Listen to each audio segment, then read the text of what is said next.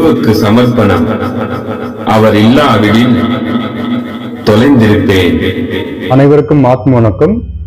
இந்த பதிவு என் குரு பிரம்மஸ்ரீ நித்யானந்த சுவாமிகள் திருவடிகளில் சமர்ப்பிக்கிறேன்.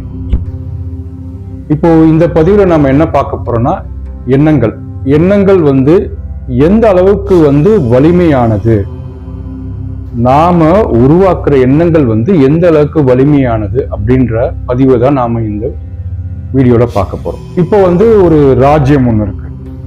ராஜ்யம்னா ஒரு நாடு இருக்கு. ஒரு நாட்டுல ஒரு அரசன் இருக்காங்க. பக்கத்து நாடு இருக்கு, 2 நாடுகள் இருக்கு. இந்த ராஜ்யத்தையே கவிழ்க்கக்கூடிய அளவுக்கு சக்தி அந்த எண்ணங்களுக்கு உண்டு. எப்படின்னு நம்ம பார்க்கலாம். இப்போ நீங்க ஏதாவது ஒரு மலைக்கு நீங்க போயிருப்பீங்க. ஏதாவது ஒரு மலைக்கு போயிட்டு நீங்க என்ன பண்ணுவீங்க, ஒவ்வொன்னு கத்திருப்பீங்க. அது உங்களுக்கு எதிரொலிக்கும். சரிங்களா? என்ன எக்கோன்னு ஒண்ணுமா, அது எக்கோன்னு சொல்லுவோம். எக்கோ நம்ம என்ன கத்தனமோ அது திருப்பி நம்ம காதுகளுக்கே அடையும். சரிங்களா? இப்போ இந்த எண்ணங்களும் இந்த எக்கோ மாதிரிதான் செயல்படும். இப்போ இந்த எண்ணங்களுக்கு அழிவுன்றது எக்காலத்திலையும் கிடையவே கிடையாது. நீங்கள் உருவாக்கிய எண்ணங்கள் அதற்கு அழிவுன்றதே கிடையவே கிடையாது. அதனால நம்ம இந்த எண்ணங்கள் எப்படி ஒரு ராஜ்யம் அப்படின்றது அழிக்குதுன்றதை நம்ம பார்க்கலாம். இப்போ அந்த காலத்திலயும் இருக்கட்டும் சரி, இந்த காலத்திலயும் இருக்கட்டும் சரி. இப்போ ஒரு நாட்டு மேல ஒரு அரசன் போர் தொடுக்கணும் அப்படின்னு நினைச்சிட்டான்னா, முதல்ல அவன் என்ன பண்ணுவான், தன்னுடைய ஒற்றர்களை அந்த நாட்டு மக்களோட மக்களா அவன் இருக்க செய்வான். நாட்டு மக்களோட மக்களா கலந்து இவங்க என்ன பண்ணுவாங்கன்னா, அந்த மக்களோட மனசுல அந்த ராஜாவை பத்தி தவறான எண்ணங்கள், அதாவது அந்த நாட்டோட ராஜாவை பத்தி தவறான எண்ணங்களை அவங்க மனசுல விதைப்பார்கள். இப்போ உதாரணத்துக்கு ஒரு விஷயம் பார்க்கலாம். இப்போ அந்த ஒற்றர்கள் என்ன பண்ணுவாங்க, மக்களோட மக்களா இருந்து ராஜா இந்த மாதிரி நான் அந்த புறத்துல பாக்குறேன், எப்பயுமே ஒரு அந்த புறத்திலே தான் இருக்காரு, அந்த புறத்திலே தான் தன்னுடைய மொத்த வாழ்க்கையும் செலவிடுறாரு அப்படின்னு சொல்லிட்டு இவங்க என்ன பண்ணுவாங்கன்னா கொஞ்சம் கொஞ்சமா அந்த பொருளைய கிளப்பி அந்த நாட்டு மக்களோட மனசுல அந்த பொய்யான எண்ணங்களை அவங்க விதைக்க ஆரம்பிப்பாங்க. இப்போ இதனால என்ன நடக்கும்னா, நாளைக்கு ஒரு போர்னு வரும்போது இந்த பொதுமக்களோட பங்கு அந்த போர்ல அறவே இருக்காது.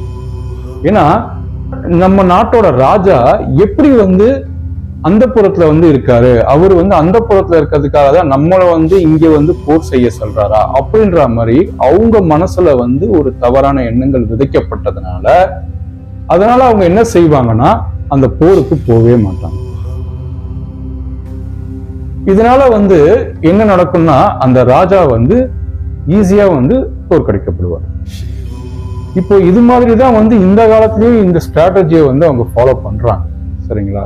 சரி, இந்த எண்ணங்களுக்கு இந்த அளவுக்கு வலிமை இருக்குன்னா, அப்போ அந்த எண்ணங்கள் என்ன பண்ணுதுன்னா சூழ்நிலையை உருவாக்குது.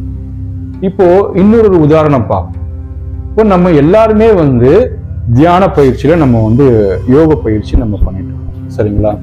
இந்த யோக பயிற்சி நம்ம முதல்ல நம்மளுக்கு ஒரு எண்ணம் உருவாயிருக்கும். என்ன எண்ணம் உருவாயிருக்கும், நம்ம இறைவனை தேடணும் அப்படின்ற ஒரு எண்ணம் உருவாயிருக்கும். அப்போ அந்த எண்ணத்துக்கு நம்ம என்ன பண்றோம்னா, அந்த எண்ணத்துக்கு நம்ம தீனி கொடுக்குறோம். சரிங்களா? தீனி கொடுத்து அந்த எண்ணத்தை நம்ம வளர்க்க ஆரம்பிக்கிறோம். அந்த எண்ணங்கள் என்ன ஆகுது, அதற்கு தகுந்த மாதிரி நம்மளுக்கு சூழ்நிலையை மாற்றி என்ன பண்ணுது, நம்மளுக்கு அதற்குண்டான பயிற்சியை நம்மளுக்கு அது கொடுக்குது. சரிங்களா? இது என்ன பண்ணுதுன்னா, நம்ம குருவோட நம்ம சேர்ற அளவுக்கு அந்த எண்ணங்களுக்கு அந்த வலிமையை நம்ம கொடுத்துருக்கோம். சரிங்களா? இதுதான் எண்ணங்களோட வலிமை. இப்போ இன்னொரு உதாரணம் பார்ப்போம். நாம இந்த சின்ன வயசுலலாம் இந்த தாயம் ஆடிட்டு இருப்போம். கரெக்டுங்களா? இப்போ லூடோன்னு சொல்லிட்டு சொல்றாங்க. நம்ம இந்த தாயம் ஆடிட்டு இருப்போம். தாயம் ஆடும்போது நம்ம என்ன பண்றோம், ஒரு 2 பேர் ஆடிட்டு இருக்காங்க. இப்போ இந்த 2 பேர் ஆடிட்டு இருக்கும் போது ஒருத்தர் என்ன நினைப்பாரு, இந்த நம்பர் அவருக்கு விடக்கூடாதுன்னு நினைப்பாரு. இப்போ இதே தாயம் போடுறவர் என்ன நினைப்பாருன்னா, இந்த நம்பர் விழணும் அப்படின்னு சொல்லிட்டு நினைப்பாரு.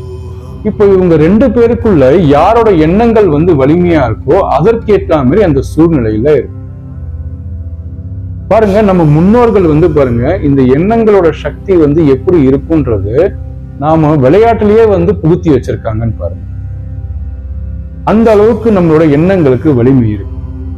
இப்போ இதே மகாபாரதத்தை எடுத்துக்கோங்களேன். மகாபாரதத்துல வந்து போர் யார் யாருக்கு நடக்கு அப்படின்னு சொல்லிட்டு நம்ம வந்து கேட்டோம்னா, இந்த சைடு வந்து கௌரவர்கள் சொல்லுவோம், அந்த சைடு வந்து பஞ்சபாண்டவர்கள் சொல்லுவோம். ஆனா உண்மையிலே வந்து போர் வந்து யார் யாருக்கு நடந்ததுன்னா, கிருஷ்ணருக்கும் சகுனிக்கும் தான் இங்க போரே நடந்தது. ஏன்னா நீங்க பஞ்சபாண்டவர்களா எடுத்துக்குங்க, இல்ல கௌரவர்கள் எடுத்துக்குங்க, இவங்க யாருமே வந்து சுய அறிவுன்றதோட அவங்க செயல்படல. பஞ்சபாண்டவர்களுக்கு கிருஷ்ணர் வந்து வழி நடத்துறாரு, கௌரவர்களை சகுனி வந்து வழி நடத்துறாரு. சகுனி வந்து கெட்ட எண்ணங்களை விதைக்கிறாரு, கிருஷ்ணர் வந்து நல்ல எண்ணங்களை பாண்டவரோட மனசுல விதைக்கிறாரு. இதுல கடைசியில ஜெயிச்சது யாருன்னா கிருஷ்ணர் விதைத்த நல்ல எண்ணங்கள் தான். இதை வந்து நம்மளுக்கு சொல்றதுதான் மகாபாரதம். சரிங்களா? அந்த அளவுக்கு வலிமையானது எண்ணங்கள். அப்போ நாம என்ன செய்யணும்? நாம வந்து எப்பவுமே வந்து நம்ம மனசுல நல்ல எண்ணங்களை மட்டும்தான் விதைக்க வேண்டும். இப்போ ஏன் நல்ல எண்ணங்களை விதைக்கணும் அப்படின்றத நம்ம பார்க்கலாம். இப்போ இந்த எண்ணங்களுக்கு வந்து எந்த அளவுக்கு சக்தி இருக்குன்னு நம்ம பார்த்தோம். இப்போ இந்த எண்ணங்கள் எப்படி செயல்படுது அப்படின்றத பார்க்கலாம். இப்போ ஒரு குழந்தை வந்து பிறக்குது. பிறந்த உடனே அது என்ன பண்ணுது? அதுக்கு பசி எடுக்குது. பசி எடுக்கும்போது அது அழ ஆரம்பிக்கும். அழுத உடனே என்ன பண்ணுது? அப்புறம் நம்ம வந்து தாய்ப்பால் கொடுக்குறாங்க, எல்லாமே பண்றாங்க. சரிங்களா? அதுக்கப்புறம் அந்த குழந்தை இன்னும் பண்ணுது, கொஞ்சம் மாசம் கழிச்சு வளர ஆரம்பிக்குது. அப்போ அது வந்து கவிழ்ந்து படுக்க ஆரம்பிக்குது. அதுக்கப்புறம் என்ன ஆகுது? கொஞ்சம் மாசம் கழிச்சு என்ன பண்ணுது? தவழ ஆரம்பிக்குது.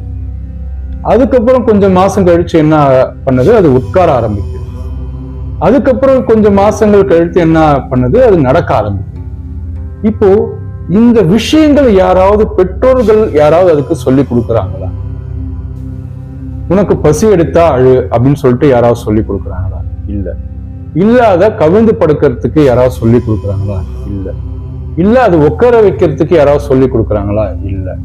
இல்ல அது நடக்கிறதுக்கு யாராவது சொல்லி கொடுக்குறாங்களா? எதுவுமே கிடையாது. யாருமே எதுவுமே சொல்லி தரது கிடையாது. ஆனா இது எல்லாமே வந்து அந்த குழந்தைக்கு நடந்துதான் முடியும். இது எப்படி நடக்குது?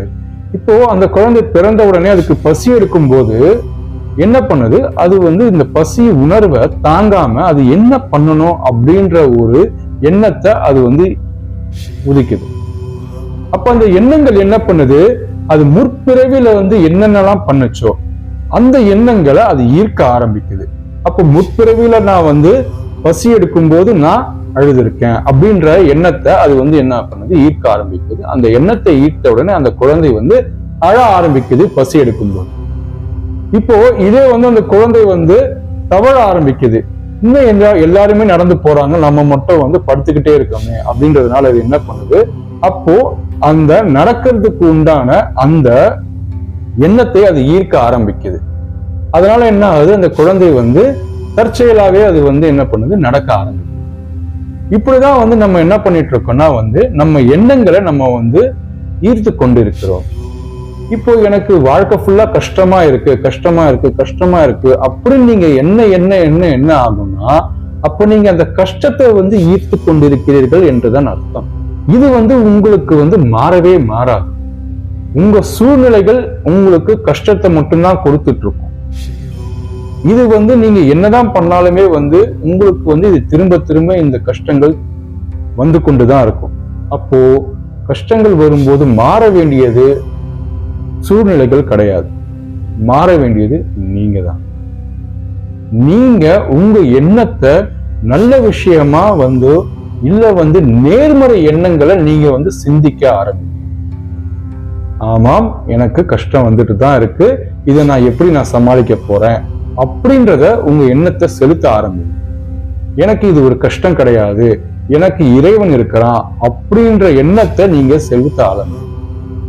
இதனால என்ன நினைக்கும்னா வந்து உங்களுடைய சூழ்நிலைகள் கொஞ்சம் கொஞ்சமா மாற ஆரம்பிக்கும். நீங்க எதன் மீது உங்க எண்ணங்களை செலுத்துறீங்கனோ அதுக்கேற்ற மாதிரிதான் உங்களுடைய சூழ்நிலைகள் இருக்குன்றது நல்லா புரிஞ்சுக்கணும். அப்போ என்னுடைய எண்ணத்தை நான் இறைவன் மீது செலுத்துறேன்னா நான் இறைவனை ஈர்த்து கொண்டிருக்கிறேன் என்றுதான் அர்த்தம். அதனாலதான் நம்மளுடைய மனமா இருக்கட்டும், எண்ணங்களா இருக்கட்டும், எப்பவுமே நம்ம இறைவனை நோக்கி செலுத்தணும் அப்படின்றது தான் வந்து நேரடியா இருக்கு. ஸோ இப்படி நாம செலுத்தும் போது என்ன ஆகும்னா நாம இறைவனை ஈர்த்து கொண்டிருக்கிறோம். இது எப்படின்னா நாம இரும்பு போல, நாம இரும்பா இருக்கிறோம். இந்த இரும்பு வந்து தான் காந்தமா மாறுது. அப்ப அந்த காந்தமா மாறதுக்கு அதுக்கு ஆற்றல் தேவைப்படுது. அந்த ஆற்றல் தான் நம்மளுடைய எண்ணங்கள். இப்ப நாம இரும்பா இருந்து நாம வந்து இறை வாழ்க்கையில நம்ம இருக்கும்போது நாம அனுபவிக்கிற கஷ்டங்களை எல்லாத்தையும் வந்து தவிர்த்து நாம வந்து இறைவனோட நம்பிக்கை, இறை நம்பிக்கையில நம்ம இருந்து இறைவன் நமக்காக இருக்கிறான் அப்படின்ற எண்ணத்துல நாம வந்து இருந்தோம்னா அப்போ நம்ம அந்த இறைவனை ஈர்த்து கொண்டிருக்கிறோம். ஏன்னா நீங்க அந்த எண்ணத்தினால காந்தமாக மாற்றப்படுவீர்கள். அப்போ இறைவன் உங்களை நோக்கி வருவான். இதுதான் நம்ம எண்ணங்களுக்கு இருக்கிற வலிமை. சில பேர் என்ன பண்றாங்கன்னா வந்து மக்கள் மனசுல வந்து பொய்யான விதைகளை விதைத்துக் கொண்டிருக்கிறாங்க. அப்ப நீங்க அந்த இடத்துல வந்து ஒண்ணு அது பொய்யா, நம்மளுக்கு வந்து இது பயன் தருதா தராதா. இப்போ இந்த எண்ணங்கள் எப்படி ஒரு ராஜ்யத்தை அழிக்குதோ அது மாதிரிதான் ஒருவர் பெற்ற ஞானத்தை கூட இந்த எண்ணங்கள் அழித்து விடும். எண்ணங்கள்ன்றது என்ன சென்ஸ்ல நான் சொல்றேன்னா மற்றவர்களது எண்ணங்கள் கூட நம்மளோட ஞானத்தை வந்து அது அழித்து விடும்.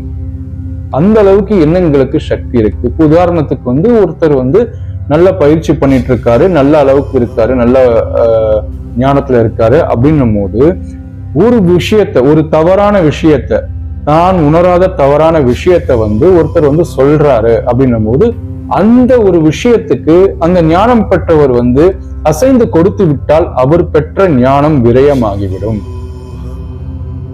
அதனாலதான் மற்றவர்களது எண்ணங்களுக்கு எப்பவுமே நீங்க இடம் கொடுக்காதீர்கள்.